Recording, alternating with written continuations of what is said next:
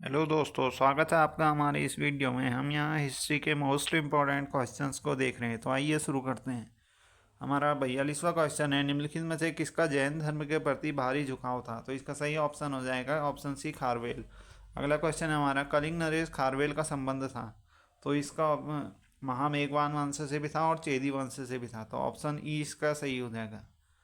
ये 2 बार पूछा गया है। अगला क्वेश्चन है हमारा, प्राचीन भारत का नेपोलियन किसे कहते हैं? तो समुद्रगुप्त को प्राचीन भारत का नेपोलियन कहते हैं।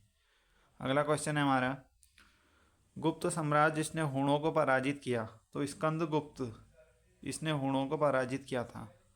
अगला क्वेश्चन है हमारा, किस प्रकार की भूमि को अपरहत कहा जाता था?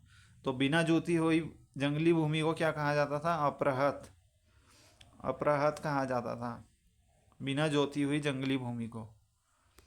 अगला क्वेश्चन है हमारा, चीनी यात्री सुंग्युन भारत की यात्रा कब की? तो 515 से 520 के बीच में की थी इसने। अगला क्वेश्चन है हमारा, हर्षवर्धन के शासनकाल में किस चीनी यात्री ने भारत की यात्रा की थी? तो हेनसांग, इसने हर्षवर्धन के काल में चीनी यात्री था ये।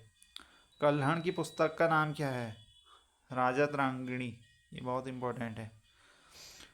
उदंतपुर शिक्षा केंद्र निम्नलिखित में से किस राज्य में अवस्थित था? ये बिहार में अवस्थित था। अगला क्वेश्चन है हमारा, कर्नाट वंश का संस्थापक कौन था? तो ये था नान्यदेव।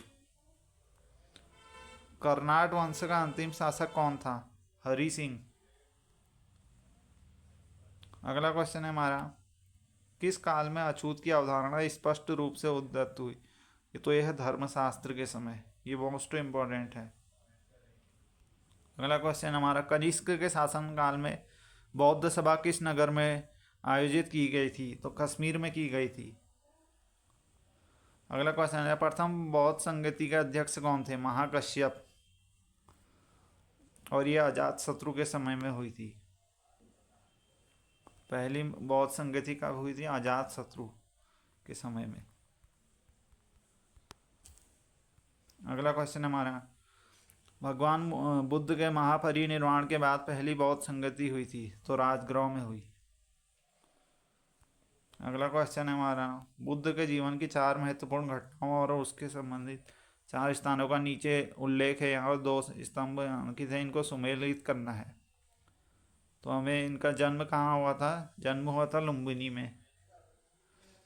और जो इनको ज्ञान प्राप्ति हुई थी वो हुई थी बोध गया में।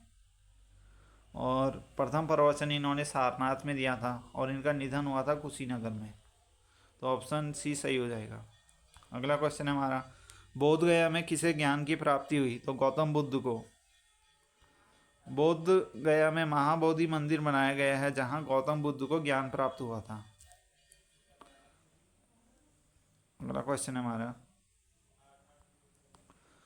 गौतम बुद्ध को एक देवता का स्थान किस राजा के युग में प्राप्त हुआ? कनिष्क के। अगला क्वेश्चन है, ईसा पूर्व 6ठी सदी में विश्व के प्रथम गणतंत्रात्मक व्यवस्था कहाँ थी? तो ये वैशाली में थी।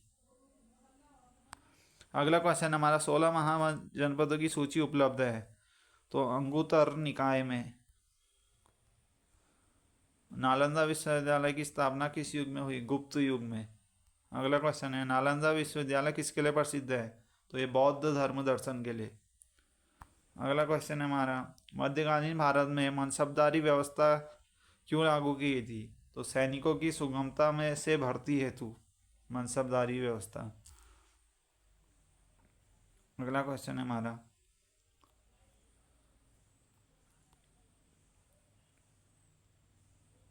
नीचे 2 व्यक्ति दिए हैं जिनमें कथन ए और कथन कारण ए को ये बताना है हमें।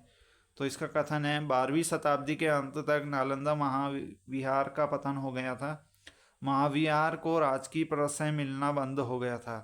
तो इसका ऑप्शन दोनों ए और सही, आर सही हैं और आर ए की सही व्याख्या नहीं करता है।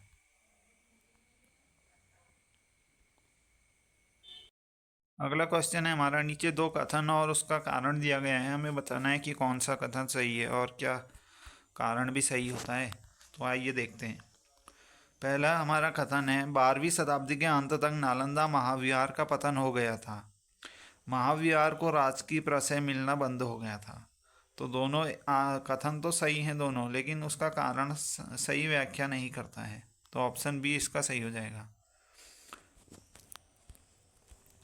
दोनों ए आर और सही है, परंतु आर ए की सही व्याख्या नहीं करता है। अगला क्वेश्चन है हमारा, मगध साम्राज्य का उत्कर्ष किस शताब्दी में हुआ था? प्रथम वाली जो तो ईजी पूर्व 6वीं शताब्दी में हुआ था। अगला क्वेश्चन है, मगध की राजधानी निम्नलिखित में कौन सी है? तो पाटलिपुत्र और गिरिवर्ज राजगृह, ये मगध की राजधानियां थी। सबसे पुरानी थी राजगृह। अगला है हमारा, प्राचीन महाजनपद मगध की प्रथम राजधानी कौन सी थी? तो ये उपयुक्त में से कोई नहीं। अगला है हमारा, नंद वंश के पश्चात मगध किस राजवंश के शासन किया? तो मौर्य वंश ने।